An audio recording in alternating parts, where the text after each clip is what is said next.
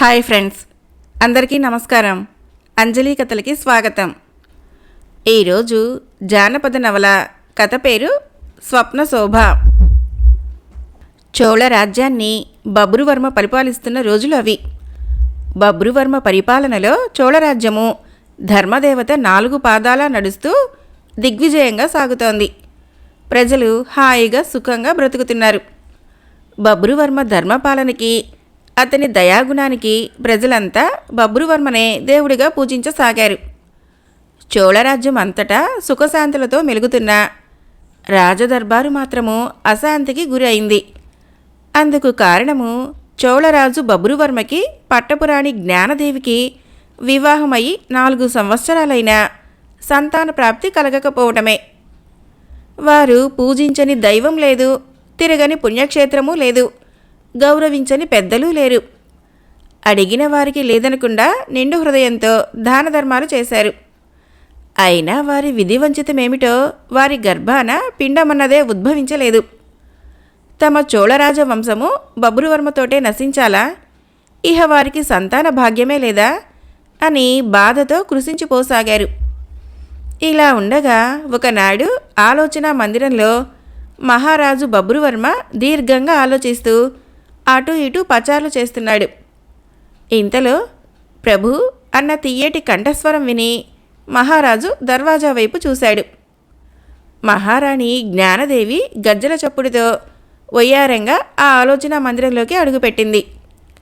రాణి అన్నాడు రాజు ఏమిటి అన్నట్లు. ప్రభు, మీతో ఏకాంతంగా మాట్లాడవలనని వచ్చాను అంది జ్ఞానదేవి.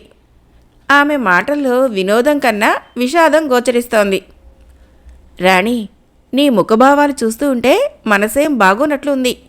వెళ్ళి విశ్రాంతి తీసుకో, తర్వాత మాట్లాడదాము అన్నాడు రాజు ప్రేమగా.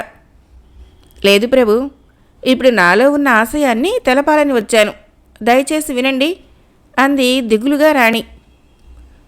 సరే చెప్పు, లేకుంటే అలకల రాణిగా మారిపోతారుగా అన్నాడు చలోక్తిగా. అంతేలే ప్రభు, మీకంతా చలోక్తిగాను నవ్వులాటగాను ఉంటుంది. మరి రాబోయే భవిష్యత్తు గురించి ఆలోచించకండి అంది మూతు ముడుచుకుంటూ జ్ఞానదేవి. రాణి, చెప్పవలసిందేంటో సందిగ్ధ సమస్యలో ఉంచగా సూటిగా చెప్పు అన్నాడు రాజు ఆసనం మీద కూర్చుంటూ. మీకు కొంచెమైనా వంశ ప్రతిష్టల మీద జ్ఞానముందా అంటూ తాను ఎదురుగా ఉన్న ఒక సింహాసనం మీద కూర్చుంది జ్ఞానదేవి. ఏమిటి రాణి, వచ్చి రావటంతోనే వేడివేడిగా వడ్డిస్తున్నావు అన్నాడు నవ్వుతూ. ఏమిటి? అవే తిట్లు. అవును ప్రభు, సత్యం పలికితే చేదుగానే ఉంటుంది మరి. అబ్బా, మాటలతో హింసించకు రాణి, వివరంగా చెప్పు అన్నాడు కాస్త అసహనంగా బబ్రువర్మ. సరే, చెప్పవలసింది 4 ముక్కల్లో చెప్పేస్తాను. మనకి వివాహమై ఎన్నాళ్ళైతుంది అని అడిగింది రాణి. 4వ సంవత్సరం దాటి 5వ ఏటలోకి అడుగుపెట్టాము. మనకి సంతానం కలిగిందా? అది విన్న మహారాజులో ఆవేదన అలుముకుంది. రాణి, పదే పదే ఆ విషయాన్ని గుర్తు చేసి నా మనసును క్షోభ పెట్టకు అన్నాడు బాధగా. అందుకే ప్రభు, దీనికేమన్నా పరిష్కారం కావాలంటున్నాను. ఆహా, ఆ భగవంతుడే మనల్ని కరుణించాలి. ఆ భగవంతుడు కూడా మన ఆశయాల్ని నెరవేరుస్తాడన్న నమ్మకం నాకు లేదు ప్రభు. రాణి, విచక్షణ కోల్పోయి ఏదేదో మాట్లాడకు. లేదు ప్రభు, స్థిమితంగానే మాట్లాడుతున్నాను. నేను చెప్పినట్లు చేస్తే మనకి సంతాన భాగ్యం తప్పకుండా కలుగుతుంది అంది. అది విన్న రాజు సంతోషంతో, అయితే నేనేం చెయ్యాలో చెప్పు రాణి. ఇంకా పేదలకి దానం చేయమంటావా, లేక మనం దర్శించని పుణ్యక్షేత్రం ఏదైనా ఉంటే వెళ్ళి రమ్మంటావా, లేక నా రక్తంతో దేవికి బలి ఇవ్వమంటావా? చెప్పు రాణి, నీకు సంతానం కలుగుతుందంటే నా ప్రాణాలైనా విడవటానికి నేను సిద్ధమే అన్నాడు ఆవేశపూరితంగా బబ్రువర్మ. అంత ఘోరాలకి తలపడనవసరం లేదు ప్రభు. నా కోరిక మన్నించి మీరు మరో రాజకుమారిని వివాహం చేసుకోండి అంది తటాలన ముఖాన్ని పక్కకు తిప్పుకుంటూ. రాణి, అవును ప్రభు, మన వంశము తరతరాలుగా చిరస్థాయిగా నిలిచిపోవాలంటే ఇదే మంచి ఆలోచన ప్రభు. మరో కన్యకి మీ వల్ల సంతానం కలిగినా మనకి సంతోషమే కదా అంది సంతోషంగా రాణి. రాణి, ప్రజల ముందు, సమస్త పెద్దల ముందు అగ్నిసాక్షిగా ఏకపత్ని వ్రతుడిగా నీ ముందే ప్రతిజ్ఞ చేసి నేను నా ధర్మపత్నిగా ఎన్నుకున్న నన్ను ఇలా చెయ్యమని ఎలా అడగగలుగుతున్నావు అన్నాడు విస్తుగా. ప్రభు, ఏది ఎలా ఉన్నా మనం పరిస్థితులకి బానిసలం కాక తప్పదు. ప్రభు, ఈ వివాహానికి నేను మనఃపూర్వకంగా సమ్మతిస్తాను. నా కోరిక మన్నించి మన వంశాన్ని ప్రతిష్ఠింపజేయండి అంది దీనంగా ప్రార్థిస్తున్నట్లు రాణి. అందుకు నా హృదయం మనస్కరించడం లేదు రాణి. నాకెందుకో నీ గర్భాన శిశువు జన్మిస్తుందని పదే పదే నా మనసు అంటున్నది అన్నాడు అసమ్మతంగా పలుకుతూ రాజు. ఇంతలో అక్కడికి ప్రభు అంటూ రాజభటుడు ఒకడు వచ్చాడు. ఏమిటి అని అడిగాడు రాజు ఆ భటుని వైపు ప్రశ్నార్థకంగా చూస్తూ. ఎవరో మణిశుద్ధుల వారట, మీ దర్శనానికై ఆ స్వాముల వారు వేచియున్నారు అన్నాడు. అది విన్న రాజదంపతులకి పరమానందం కలిగి ఆతృతగా మణిశుద్ధుల స్వాముల వారికి ఎదురు వెళ్ళి అతిథి సత్కారాలతో ఆహ్వానించి రత్నపు సింహాసనం మీద అధిష్ఠింపజేశారు. భక్తిగా ఆ స్వాముల వారిని పూజించారు. పుష్పాభిషేకం చేయించారు. స్వామి, మీదే రాజ్యం అని అడిగాడు రాజు. మహారాజా, నాకు ఒక రాజ్యం అంటూ లేదు, భూలోకమే నా సర్వస్వం అన్నాడు మణిసిద్ధుల వారు. ఆ స్వామిలో ఏదో తెలియని దివ్య తేజస్సు గోచరిస్తూ ఉంది. రాజదంపతుల భక్తికి మెచ్చిన మణిసిద్ధుల స్వామి పరమానందపడిపోయాడు. మహారాజా, మీకు సంతాన భాగ్యం లేక సతమతమవుతున్నారు, అవునా అని అడిగాడు. అక్షరాల అది నగ్న సత్యం స్వామి. సంతాన ప్రాప్తి లేక కృషించిపోతున్నాము. నా తర్వాత వంశోద్ధారకులు లేరనే మా బాధ అన్నాడు రాజు వినయంగా. శంభో శంకర, హరహర మహాదేవ, అంతా శివలీల నాయనా, ఉండు చెప్తాను అంటూ మణిసిద్ధుల స్వామివారు కళ్ళు మూసుకొని దీర్ఘదృష్టిలోకి లీనమయ్యారు. అతని కళ్ళలో భస్మంటూ ఒక భయంకర నాగసర్పం బుసలు కొడుతూ విలయ తాండవం చేసినట్లు అనిపించింది. అది తెలుసుకున్న మణిసిద్ధుల వారు చిన్నగా తల పంకించి మహారాజు వైపు చూస్తూ, మహారాజా, మీకు సంతాన ప్రాప్తి కలగకపోవటానికి కారణం తెలుసుకున్నాను. ఏమిటో సెలవీయండి స్వామి అని అడిగారు రాజదంపతులు. పూర్వజన్మలో చేసిన పాప ఫలితంగా మీకు నాగదోషం కలిగింది. ఆ సర్పదోషం వల్ల మీకు సంతానం కలగలేదు. స్వామి, ఇందుకు వేరే మార్గమే లేదా? ఉన్నది. నేటి నుంచి వరుసగా 16 దినాలు పవిత్రంగా వ్రతం సాగించి ఆ నాగేంద్ర స్వామిని పూజించండి, మీ కోరిక ఫలిస్తుంది అన్నాడు స్వాములవారు. ధన్యులం స్వామి, అలాగే మీరు చెప్పినట్లు నేటి నుంచి వ్రతపూజ సాగిస్తాము అన్నారు రాజదంపతులు సంతోషంగా. మరికొంతసేపటికి మణిసిద్ధుల వారు రాజదంపతుల్ని ఆశీర్వదించి వెళ్ళిపోయారు. మునీశ్వరుడు చెప్పినట్లు మహారాజు, రాణి జ్ఞానాదేవి కలిసి వరుసగా 16 రోజులు నాగేంద్రుణ్ణి వ్రతపూజ నిష్ఠగా సాగించి ముగించారు. కనిపించిన సర్పానికల్లా పాలు దానం చేసి గుడ్డు పెట్టారు. ఇది జరిగిన మరునాడు రాత్రి రాణి జ్ఞానదేవికి స్వప్నంలో నాగేంద్రుడు ప్రత్యక్షమై, భక్తురాలా, నీ యొక్క వ్రతపూజకు మెచ్చాను. మీకున్న నాగదోషము నేటితో తొలగిపోయింది. మీ కోరిక ప్రకారము నీకు ఒక మగ శిశువు కలుగుతుంది. ఆ బాలుడికి నా నామధేయం పెట్టి పెంచండి. ప్రపంచ ప్రఖ్యాతిగాంచి దిగ్విజయుడిగా పేరు పొందుతాడు అని చెప్పి అదృశ్యుడైనాడు. స్వప్నం కన్న రాణి అప్పుడే దిగ్గున లేచి మహదానందంతో ఆ విషయాన్ని పక్కనున్న మహారాజుని తట్టిలేపి స్వప్నం గురించి వివరించి చెప్పింది. అది విన్న మహారాజు పరమానందంతో పరవశించిపోయి, చూసావా రాణి, ఆ రోజు నేను చెప్పినట్లు నీకు గర్భం ఉద్భవిస్తుందని అన్నట్లే ఈరోజు నా పలుకు ఫలించింది. ఇహ నుంచి నన్ను వేరే వివాహం చేసుకోమని వేధించకు. నిన్ను తప్ప ఈ జన్మలో మరో స్త్రీకి నాలో చోటివ్వలేను అన్నాడు రాజు ప్రేమగా. అందుకు రాణి పరమానంద భరితిరాలై మహారాజు హృదయం పైన వాలిపోయింది. ఇది జరిగిన మరికొన్నాళ్ళకి రాణి జ్ఞానాదేవికి గర్భం సంభవించి నాగేంద్రుని కృప వల్ల బంగారు పండు వంటి ఒక మగ శిశువుని కన్నది. ఆ శుభదినంలో చోళరాజ్య ప్రజలంతా పండుగ జరుపుకున్నారు. మహారాజు రాజదర్బార్ ఉద్యోగులకి, పేద ప్రజలకి గొప్ప విందు చేశాడు. అడిగిన వారికి లేదనకుండా దానధర్మాలు చేశాడు. బ్రాహ్మణులకి గోవుల్ని బహూకరించాడు. చోళరాజ్యమే మొత్తానికి ఆనంద సాగరంలో మునిగిపోయింది. నాగేంద్రుని కరుణ వల్ల జన్మించిన శిశువు కాబట్టి ఆ బాలునికి నాగదత్తుడు అనే పేరు నిర్ణయించి అల్లారు ముద్దుగా సాకసాగారు. రోజులు గిర్రున తిరుగుతున్నాయి. కాలచక్రము శరవేగంతో సాగిపోతోంది. 5 సంవత్సరాలు కాలగర్భంలో గడిచిపోయాయి. నాగదత్తుడు 6వ ఏటలోకి అడుగుపెట్టాడు. మహారాజు నాగదత్తుణ్ణి గురుకులంలో చేర్పించి విద్యాభ్యాసం చేయించసాగాడు. గురుకులంలో నాగదత్తుడు శ్రద్ధగా గురువు బోధించే సకల శాస్త్రాలన్నింటినీ నేర్చుకుంటున్నాడు. నీతి బోధనలను చక్కగా ఆచరించసాగాడు. నాగదత్తుడు పసితనంలోనే పూర్వం భరతుడిలాగా మహావీరుడిగా పేరు పొందాడు. ఆ వయసులోనే క్రూర మృగాలతో ఆడుకుంటూ ఉండేవాడు. మదించిన ఏనుగులు కూడా నాగదత్తుని క్రింద కుక్కపిల్లలే. మరికొంత కాలానికి గురుకులంలో విద్యాభ్యాసం ముగించాడు.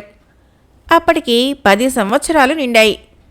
ఆ వయసులోనే త్రిలోక సౌందర్యవంతుడిలాగా వెలిగిపోసాగాడు. ఆ తర్వాత రాజవిద్యల్ని నేర్పించసాగాడు. నాగదత్తుడు అశ్వపు స్వారీలో తనని మించినవాడు లేదనిపించుకున్నాడు. కత్తి యుద్ధంలో తనని మించిన వీరుడు లేడనిపించుకున్నాడు. ద్వంద్వ యుద్ధంలో తనని మించిన వస్తాదు లేడనిపించుకున్నాడు. పసి వయసు దాటి యుక్త వయసులోకి జొరపడ్డాడు. అందంలో నవమన్మధుడిలాగా, గుణంలో సద్గుణవంతుడిలాగా, వీరాది వీరుడిగా, మహాపరాక్రమవంతుడిగా తయారయ్యాడు నాగదత్తుడు. ఆ రోజు చోళరాజ్య దర్బారు నిండు సభతో ప్రజలతో కిటకిటలాడిపోతోంది. రాజకీయాల చర్చలు తీవ్రంగా జరుగుతున్నాయి. ఇంతలో బిలబిలామంటూ కొందరు అటవీకులు రాజదర్బారులోకి కంగారుగా పరుగు పెట్టుకుని వచ్చారు. మహాప్రభు, కరుణ కరుణ, మీరే మమ్మల్ని రక్షించాలి అన్నాడు ఒక అటవికుడు రాజువైపు చూస్తూ. ఏమిటి, ఏమైంది మీకు అని అడిగాడు రాజు. పక్కనే దివ్య తేజస్తో వెలిగిపోతున్న నాగదత్తుడు ఆ వచ్చిన ఆటవికుల వైపు వింతగా చూశాడు. మహాప్రభు, మేము మీ రాజ్యంలోని అరణ్యంలో జీవిస్తున్న ఆటవికులం. ఎక్కడి నుంచి ఉద్భవించిందో ఒక వింత జంతువు. ఆ వికృతాకార జంతువు మా పల్లెలోని ప్రజల్ని చీల్చి చెండాడసాగింది. చేతికందిన మనుషుల్ని, పసిపిల్లల్ని పట్టి భక్షించసాగింది. ప్రభు, రోజుకిద్దరు అటవికులనన్నా పట్టి తినసాగింది. దాన్ని ఎదిరించే శక్తి మాకు లేక మీ శరణు కోరి వచ్చాము. మీరే ఆ వింత జంతువుని చంపి మమ్మల్ని కాపాడాలి అన్నాడు ఆ అటవికుడు. అది విన్న రాజు, వింత జంతువా అన్నాడు ఆశ్చర్యంగా. అవును ప్రభో, మేము పుట్టినప్పటి నుంచి అటువంటి జంతువునే చూసి ఎరగము అన్నాడు అదే అటవికుడు. సరే, చింత లేకుండా తిరిగి వెళ్ళండి.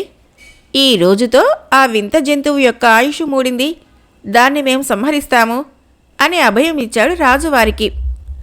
అది విన్న ఆటవికులు మహారాజుకి నమస్కరించి వెళ్ళిపోయారు.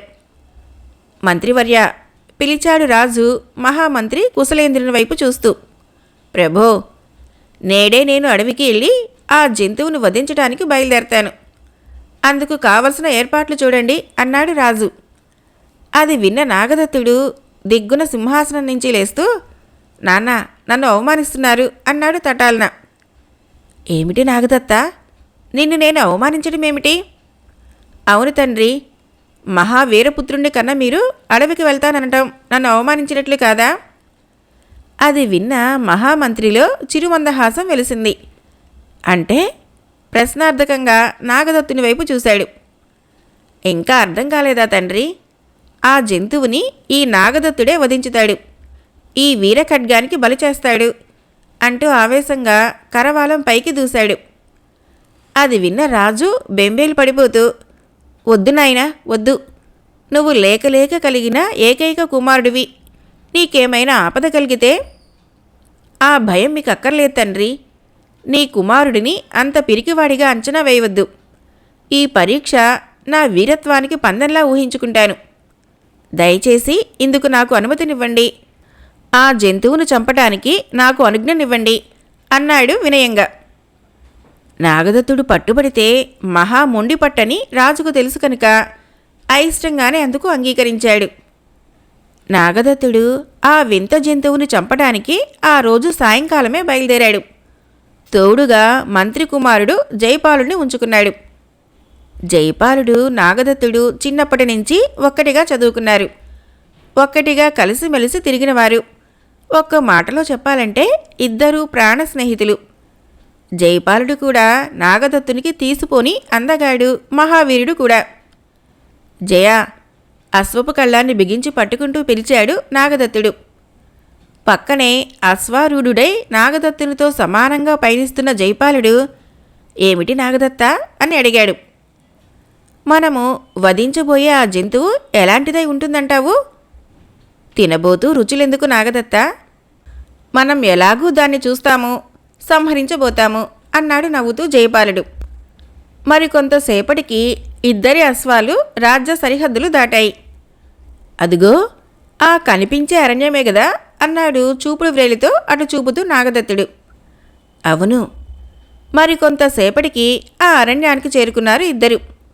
ఇంతలో వారికెదురుగా పరుగు తీసుకుంటూ వచ్చారు కొందరు అటవికులు బల్లాలతో. వచ్చారా యువరాజా, మీకోసమే ఇంతసేపు కాసుకొని చూస్తున్నాం అన్నాడొకడు నాగదత్తుడి వైపు చూస్తూ. ఆ మాటలన్న అటవికుని చూస్తూ, ఇంతకీ ఆ వింత క్రూర జంతువు ఎక్కడుందో చెప్పగలరా మీరు అని అడిగాడు. మాతో రండి యువరాజా, చూపిస్తాము అంటూ ముందుకు కదిలారు అటవికులు. జయ, నాగదత్తులు వారి వెంట కొంత దూరము ఆ మహారణ్యంలో ప్రయాణించారు. ఇంతలో ఒక అటవికుడు జయపాలుని వైపు చూస్తూ, ప్రభు, అదిగో ఆ కనపడే కొండ గుహలోనే ఆ రాక్షస మృగం నివసిస్తూ ఉంది అని చెప్పాడు అటువైపు చూపిస్తూ. సరే, ఇహ మీరు వెళ్ళి నిశ్చింతగా ఉండండి, దాని అంతు మేం చూస్తాము అంటూ అశ్వాన్ని అటు ఆదలించాడు నాగదత్తుడు. ఆటవికులు ముందుకు వెళ్ళటానికి ధైర్యం లేక అక్కడే నిలబడిపోయారు. పద అంటూ జైపాలుడు ఉత్సాహంగా తన అశ్వాన్ని చెళ్ళును చెరిచాడు. మరుక్షణము నాగదత్తునితో సరిసమానంగా ప్రయాణించసాగింది జైపాలుడి అశ్వం. రెండు అశ్వాలు హుందాగా ఆ కొండ గుహ ముందుకు వెళ్ళాయి. జయ, నువ్విక్కడే ఉండు, నేను లోపలికి వెళ్ళి దాన్ని పని పడతాను అన్నాడు అశ్వం దిగుతూ. వద్దు యువరాజా, ఆ పని మాత్రం చెయ్యకు అన్నాడు వారిస్తూ జైపాలుడు. ఏం, ఎందుకని? అలా వెళ్ళటం ప్రమాదమని నాకు తోస్తూ ఉంది. ఒక పని చేద్దాం, లోపలున్న దాన్ని బయటికి రప్పిద్దాం అన్నాడు మంత్రి కుమారుడు హెచ్చరికగా. ఇంతలో ఆ కొండ గుహలో భయంకరమైన శబ్దం వినిపించింది. ఆ శబ్దం వింతగా ఉంది. ఆ అరుపులో సింహం అరిచినట్లు, ఏనుగు ఘీంకరించినట్లు, పులి గాండ్రించినట్లు ఆ ఒక్క అరుపులోనే వినిపించాయి. ఇద్దరూ ఉలిక్కిపడి గుహ వైపు చూశారు. మళ్ళీ అదే భయంకరమైన అరుపు. వెంటనే జైపాలుడు చేతికందిన ఒక రాయి తీసి ఆ గుహ లోపలికి విసిరికొట్టాడు. ఈసారి దాని అరుపు మరింత బిగ్గరగా వినిపించింది. నాగదత్తుడు మరో బండరాయినెత్తి ఆ గుహ లోపలికి విసిరాడు. ఈసారి అరణ్యమే దద్దరిల్లేలాగా మరో అరుపుతో పాటు గుహ నుంచి వెలుపలికి వచ్చింది ఆ జంతువు. ఆ జంతువు ఆకారాన్ని చూసిన జయ, నాగదత్తులు అదిరిపడ్డారు. ఆశ్చర్యంగా దానివైపే చూశారు ఇద్దరు. సరిగ్గా ఆ జంతువు 30 అడుగుల ఎత్తులో, ఆ కనిపిస్తున్న కొండ గుహకి సమాన ఎత్తులో మరో కొండ పర్వతంలా అగుపిస్తోంది. తల నుంచి మెడ వరకు సింహం తలలా ఉంది. అక్కడి నుంచి నడుం వరకు ముళ్ళు ముళ్ళుగా నల్లటి పులుసులు కనిపించాయి. నడుం క్రింద నుంచి క్రింద వరకు మనిషి పోలిన తొడలతో కనిపించాయి. 10 అడుగుల పొడవులో పెద్ద తోక వ్రేలాడుతూ కనిపించింది. చేతులుకున్న గోళ్ళు సూదుల్లా కనిపిస్తున్నాయి. ఆ వింత ఆకారాన్ని చూసిన జయ, నాగదత్తులు జంకలేదు. ధైర్యే సాహసే లక్ష్మి అన్నారు. అనుకుంటూ ధైర్యంగా కత్తులు దూశారు. వారిని చూసిన ఆ జంతువు హా అంటూ నోరు తెరిచింది. కూరపళ్ళు తళుక్కున మెరిశాయి. దాని నోరు కూడా చిన్న గుహలాగా కనిపించింది. ఏకదాటిగా 4 మనుషుల్ని మింగగలదేమోనన్నంత పెద్దగా ఉంది నోరు. నాగదత్తుడు ధైర్యంగా ఒక్కడుగు ముందుకు వేశాడు. దాంతో ఆ జంతువు తన తోకని పైకి లేపి పక్కనున్న కొండరాయి కేసి కోపంతో ఫట్టుమని కొట్టింది. ఆ తోక దెబ్బకి ఆ బండరాయి పగిలి తునాతునకలైంది. అది చూసిన నాగా జైపాలులు అది మహాభయంకరమైన జంతువు అని గ్రహించారు. బలవంతమైన జంతువు అని కూడా చూశారు. జయ, ఇహ విజృంభించుదామా అన్నాడు హుషారుగా నాగదత్తుడు. ఓ, మొదలుపెట్టు. జంతువుల వేట మనకి కొత్త కాదు కదా అన్నాడు నవ్వుతూ జైపాలుడు. వారి మాటలు విన్న ఆ రాకాసి జంతువు గరుకైన తన నాలికని జరజరామనే శబ్దంతో చప్పరించింది. మరోసారి భీకర నాదం చేస్తూ ఎదురుగా కనిపిస్తున్న జయపాలుడిపైకి దూకింది. జయపాలుడు నేర్పుగా దానికి అందకుండా పిల్లిగంతి వేసి తప్పించుకున్నాడు. దాంతో దానికి కోపం కొండలంటుకున్నట్లు భయంకరంగా అరుస్తూ పక్కనున్న పెద్ద వృక్షాన్ని ఊడలతో సహా పెరికి జైపాలుడి మీదకి విసిరింది. ప్రమాదం గ్రహించిన జైపాలుడు పల్టీలు కొట్టి ఆ వృక్షం తన మీద పడకుండా తప్పించుకున్నాడు. అది చూసిన నాగదత్తుడు వీరావేశంతో దాని మీదకి కరవాలం జులిపిస్తూ దూకాడు. మరుక్షణము ఆ జంతువు గిరుక్కున వెనక్కి తిరిగి మీదకొస్తున్న నాగదత్తుణ్ణి తన తోకతో చుట్టి దబీమని నేలకేసి కొట్టింది. ఎముకలన్నీ విరిగినంత పనైంది. ఏయ్, నా స్నేహితుని కొడతావా అని అరుస్తూ జైపాలుడు అంత ఎత్తుకు ఎగిరాడు దాని గుండెల మీద తన్నడానికి. కానీ ఆ జంతువు అందుకు అవకాశం ఇవ్వకుండా గాల్లో ఎగిరి జైపాలుణ్ణి అలాగే పిచ్చుకుని పట్టుకున్నట్లు పట్టుకుంది. చేతికి చిక్కిన జైపాలుణ్ణి చూస్తూ ఆనందంతో గుటకలేస్తూ బిగ్గరగా అరిచింది. జైపాలుడు దాని పిడికిలికి సరిగ్గా సరిపోయాడు. గిలగిలా కొట్టుకోసాగాడు. ఎక్కడ ఏ బండరాతికి విసురు కొడుతుందేమోనని బెదిరిపోయాడు. కానీ అది ఆ పని చేయలేదు. ఆనందంగా ఆరగించడానికి జైపాలుణ్ణి నోటి దగ్గరకు తీసుకుంది. పెద్ద పెద్దగా అరుస్తూ కూరపళ్ళని బయటకు పెట్టింది. అంతే, గుండె గుబైలుమంది జైపాలుడికి. మెరుపులా చేతిలోని ఖడ్గాన్ని పైకి తీశాడు. నోట కిరికించుకోవడానికి ప్రయత్నం చేస్తున్న దాని కుడి కంట్లో బలంగా పొడిచాడు. అంతే, మరుక్షణము దాని కంటి నుంచి రక్తము బొలబొలా కారింది. వికటాట్టహాసం చేస్తూ పిచ్చిగా గంతులేయటం మొదలుపెట్టింది. భయంకర కోపంతో చేతిలో ఉన్న జైపాలుణ్ణి యమవేగంతో విసిరికొట్టింది. దాంతో తన ప్రాణాలు గోవిందా అనుకున్నాడు. కానీ ఆపద్బాంధవుడిలాగా పైకి విసిరివేయబడిన జైపాలుడికి ఎదురుగా పెద్ద తాటి చెట్టు కనిపించింది. అంతే, తక్షణము క్రింద పడకుండా తాటి మట్ట పట్టుకొని ఆ చెట్టు మీద కూర్చున్నాడు. నాగదత్తుడు ఇంకా ఆలస్యం చేయలేదు. జయధ్వని చేస్తూ దానిమీద కలియబడ్డాడు. ఆ వింత జంతువుకి నాగదత్తునికి హోరాహోరీగా పోరాటం సాగింది. నాగదత్తుడు వీర విహారంతో దాని తల నరికేశాడు. ఎత్తిన కాళ్ళని నరికాడు. కదిపిన తోకను ఖండించాడు. చివరిగా దాని బొడ్లో కత్తిని దింపాడు. పెడబొబ్బలు పెడుతూ అది ప్రాణం వదిలింది. అప్పటికి చిన్నగా తాటి చెట్టు దిగి తాపీగా నాగదత్తుడి దగ్గరికి వచ్చాడు జైపాలుడు. అమాంతం నాగదత్తుడిని కౌగలించుకున్నాడు. అప్పటి వరకు పొదల వృక్షాల చాటున నక్కి చూస్తున్న అటవికులంతా హోరున ఆనందంగా అరుస్తూ అక్కడికి వచ్చారు. తమను పీడించి ప్రాణాలు తీస్తున్న వింత జంతువుని చంపినందుకు నాగదత్తుణ్ణి జైపాలుణ్ణి అందలానికి ఎత్తేసినంతగా పొగిడారు. మనసారా కృతజ్ఞతలు తెలుపుకున్నారు. ఇంతలో బజ్మని భయంకరమైన శబ్దం విని అంతా అటు చూశారు. చచ్చి పడి ఉన్న వింత జంతువు తనంతట తానే అగ్ని సృష్టించుకొని దగదగా మండుతూ ఆకాశాన అంత ఎత్తుకి జ్వాల రేగింది. నాగదత్తుడు జైపాలుడు ఆ వింత దృశ్యాన్ని ఆశ్చర్యంగా తిలకించసాగారు. చూస్తుండగానే ఆ జంతువు యొక్క కళేబరము తగలబడి మాడి మసిగా తయారైంది. అందులో నుంచి అందరూ చూస్తుండగానే ఆ బూడిద తెల్లటి పొగల బుసబుసా పొంగుతూ పైకి లేచింది. అందులో నుంచి తెల్లటి పొగకు ప్రతిరూపంగా పల్చటి పూతరేకుల వంటి దుస్తులతో దివ్య తేజస్సుతో వెలిగిపోతూ అక్కడ ప్రత్యక్షమయ్యాడు ఒక దివ్య పురుషుడు.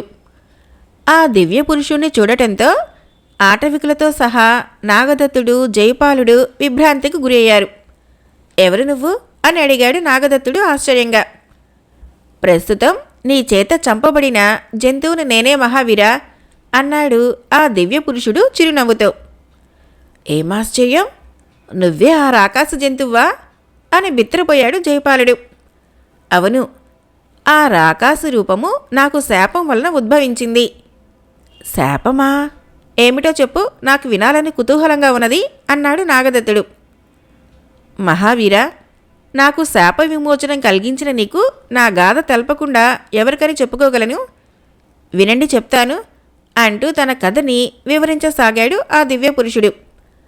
అది విన్న ఆటవికులు కథలతో తమకేం పని అన్నట్టు తిరిగి వెళ్ళిపోయారు.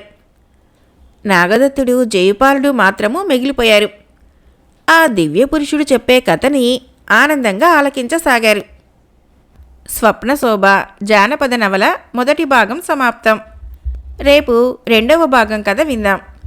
ఫ్రెండ్స్, నా కథలు నచ్చినట్లయితే మన ఛానల్ని తప్పకుండా సబ్స్క్రైబ్ చేయండి, లైక్ చేయండి, షేర్ చేయండి, కామెంట్ చేయండి. Thank you.